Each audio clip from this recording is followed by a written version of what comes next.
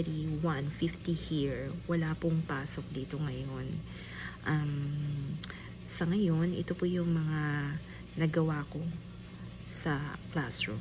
Walang pasok pero andito po kami. Mga bata lang po ang wala dahil election day, mandated holiday. Nakagawa ko ng slide para bukas. And then, nakaplan ako para sa darating na check-in. Naggawa ko yung materials ko para sa flex time. Yan. Na-laminate ko yan sila.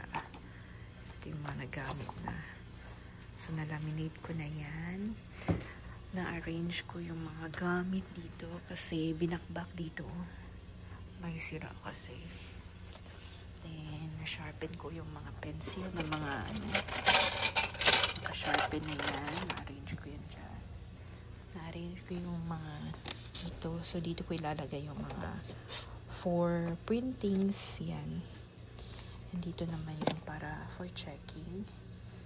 Then, na-arrange ko din dito mga papers. Na-arrange ko din itong mga dito. Yan. At yung dito. Yan. So, naayos ko siya. And then, ano pa ba? Ayun. Yung mga upuan ng mga bata, naayos ko, inilinis ko lahat ng mga desk nila. Pinicturan ko para mapakita sa kanila kung gaano kalinis at kadumi yung mga desk nila. Tapos naglagay na din ako ng paper nila dyan para work nila bukas.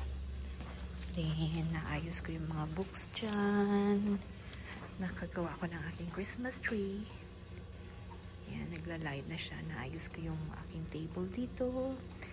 Tapos, nalinis ko yung board ko. Yung pangtanggal ng ano. Ayan. So, ito yung trabaho ko. At saka, ito pala yung cabis nila. Nilinis ko yung cabis nila kasi marumi. So, yan po lahat ng mga na-work ko.